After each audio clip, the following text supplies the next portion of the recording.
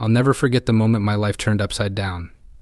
It started out as an ordinary evening, quiet, uneventful, just like so many others. I had come home from work, changed into something comfortable, and settled on the couch with my laptop. Sia, my wife, wasn't home yet, but that wasn't unusual. She had told me she'd be working late. I didn't think much of it. In our 7 years of marriage, I had never doubted her. Trust was the foundation of what I thought was a strong relationship. As I scrolled through emails, my phone buzzed on the table beside me. At first, I thought it might be Sia letting me know she was on our way home. But it wasn't her. The screen showed an unknown number. I hesitated for a moment. Normally, I'd ignore calls like that, assuming it was spam or a wrong number. But for some reason, I answered. The voice on the other end was calm but carried a strange urgency that immediately put me on edge. "You don't know me," the person said, "but you need to know something about your wife." My heart sank. My immediate reaction was disbelief. Was this some kind of prank? A cruel joke? I wanted to hang up right away, but something stopped me. The voice continued, giving vague but troubling details enough to make my stomach churn. "She's been seeing someone," they said. "You deserve to know the truth." I didn't respond. I just sat there, gripping my phone tightly as my mind struggled to process what I was hearing. A part of me wanted to lash out, to tell this person they were lying, but another part of me couldn't ignore the knot forming in my gut. Could there be any truth to this? After a few moments of silence, the caller said, "I don't mean to hurt you, but I couldn't stay silent anymore." And just like that, the call ended. I stared at my phone, the words echoing in my head. My first instinct was to dismiss it. There had to be a mistake. Sia wouldn't do something like that. We were happy, or at least I thought we were. But as much as I wanted to brush it off, the seed of doubt had been planted. It was small, almost insignificant at first, but it grew quickly. The more I thought about the call, the harder it was to shake the uneasy feeling creeping over me. Everything that had felt stable and certain in my life suddenly felt fragile, like it could shatter at any moment. And I didn't even know it yet, but the cracks were already there. The days that followed that call were some of the most unsettling of my life. At first, I tried to shake it off, convincing myself that it was just some stranger with a twisted sense of humor, or someone trying to stir up trouble for no reason. But as much as I wanted to dismiss it, the words lingered in my mind. They followed me like a shadow, growing darker and heavier with each passing day. Suddenly, everything about Sia seemed different. I noticed things I had never paid attention to before. She seemed distracted, like her mind was somewhere else entirely. When we talked, her answers felt rehearsed, almost like she was going through the motions of a conversation, instead of really being present. It was subtle, nothing that would raise alarms under normal circumstances, but after that phone call, everything felt magnified. I started paying closer attention, searching for anything that could either prove or disprove the caller's claims.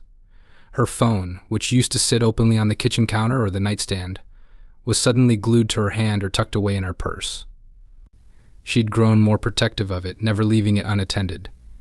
If it buzzed, she'd glance at it quickly and then put it face down without saying a word. Then there were the late nights. Sia had always had a demanding job, but recently her work hours seemed to stretch longer and longer. "I've got a big project," she'd say. "I won't be home until late." I wanted to believe her. I wanted to think she was just working hard, trying to meet deadlines and impress her boss. But something about the way she said it felt off. It lacked the ease and honesty I was used to hearing in her voice. Every little thing started to feel like a clue, a puzzle piece I couldn't quite fit together. She had begun dressing differently too, putting more effort into her appearance than usual. Not that I didn't appreciate it, she looked amazing, as always. But it felt sudden, like she was trying to impress someone. And it wasn't me. Still, I kept telling myself I was overthinking it. This was Sia, the woman I loved, the woman I trusted with my whole heart. She couldn't possibly be capable of betraying me. Yet no matter how hard I tried to push the doubts aside, they refused to leave. It was like a tiny crack in a mirror, barely noticeable at first, but slowly spreading, distorting everything I thought I knew. I wanted to ask her directly, to confront her and put my fears to rest. But every time I thought about it, I froze. What if I was wrong? What if I accused her of something she hadn't done and hurt our marriage in the process? And what if I was right? The thought of hearing the truth terrified me even more than the doubt itself. The doubts didn't fade, they grew stronger with every passing day. It was like an itch I couldn't scratch, a nagging voice in the back of my mind that wouldn't let me rest. I tried to carry on with life as usual, but nothing felt normal anymore. Everything about Saya's behavior seemed to shift, and while part of me wanted to believe it was all in my head, I couldn't ignore the changes. Her work schedule became increasingly unpredictable. "I have to stay late again," she'd say, her tone always casual, as if this was nothing out of the ordinary. But it was. It wasn't just one late night here or there, it was almost every other evening now. Sometimes she'd leave the house dressed like she was heading to a dinner party instead of the office, wearing a new outfit or a pair of heels I didn't even know she owned. The excuses became routine, and so did my lingering unease. I started wondering why she wasn't sharing details about her day like she used to. Our conversations, once so full of laughter and connection, now felt hollow, like she was keeping me at arm's length. When I asked her how work was going, her answers were vague, surface level, and lacking the enthusiasm she once had when talking about her projects. Then there was her phone. That was one of the biggest changes. Sia used to be so open about everything. If her phone buzzed, she'd read the message aloud or show me a funny meme someone had sent her. Now it rarely left her side. It stayed in her hand or face down on the counter, as if she didn't want me to see it. Sometimes I'd catch her glancing at it with a small smile she didn't think I noticed. And when I asked her who she was texting, her response was always the same, just work stuff. I began to feel like I was living with a stranger. There were moments when I'd look at her and wonder if I even knew her anymore. Was I being paranoid, or was there really something she was hiding? The worst part was the loneliness. I couldn't bring myself to talk to anyone about what I was feeling. This was my marriage, my problem. Admitting my suspicions to someone else felt like a betrayal in its own way. Still, I couldn't ignore the signs. They were everywhere, like pieces of a puzzle I was too afraid to put together. I wanted to believe in her, in us, but doubt had taken root. And no matter how hard I tried, I couldn't stop it from growing. Something wasn't right. I just didn't know how bad it was yet. One night, everything came to a head. Sia was in the shower, and her phone was left on the nightstand. Normally, I wouldn't have thought twice about it. We had always been the kind of couple who respected each other's privacy, never feeling the need to snoop or question what the other was doing. But this time, I couldn't stop myself. The doubts, the changes in her behavior, and the memory of that phone call had been eating away at me for weeks. I stared at her phone for what felt like forever, my heart pounding in my chest. I told myself not to do it, that invading her privacy was wrong. But then I thought about everything that didn't add up: the late nights, the guarded phone, the subtle distance between us. I couldn't live with the uncertainty anymore. My hands were trembling as I picked up the phone. The screen lit up as I unlocked it, and my stomach tightened. I scrolled through her apps, unsure of what I was even looking for.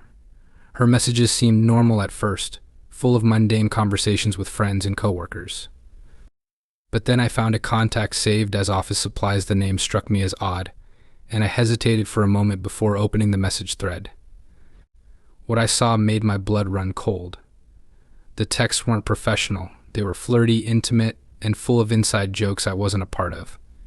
Messages like, "I can't wait to see you again," and "last night was amazing," stared back at me, the words blurring as tears filled my eyes. They weren't just random messages, they were from someone who clearly meant something to her. Someone she had been spending time with behind my back. My heart sank as I scrolled further, finding more messages that painted a picture I couldn't deny. She had been meeting this person, Ethan. I now knew his name for weeks, maybe even months. The realization hit me like a punch to the gut. This wasn't just a fling or a moment of weakness. It was an ongoing affair. I put the phone down, my hands shaking so badly I could barely breathe. My mind raced with questions I didn't have answers to. How long had this been going on? Why hadn't I noticed sooner? What did this mean for us, for our marriage? I sat on the edge of the bed, staring at the bathroom door as the sound of the water running drowned out everything else. In that moment, Everything I thought I knew about my wife, my marriage, and my life felt like a lie. I had the evidence I was dreading, but it didn't feel like a victory. It felt like the beginning of the end. I couldn't think clearly after what I had seen.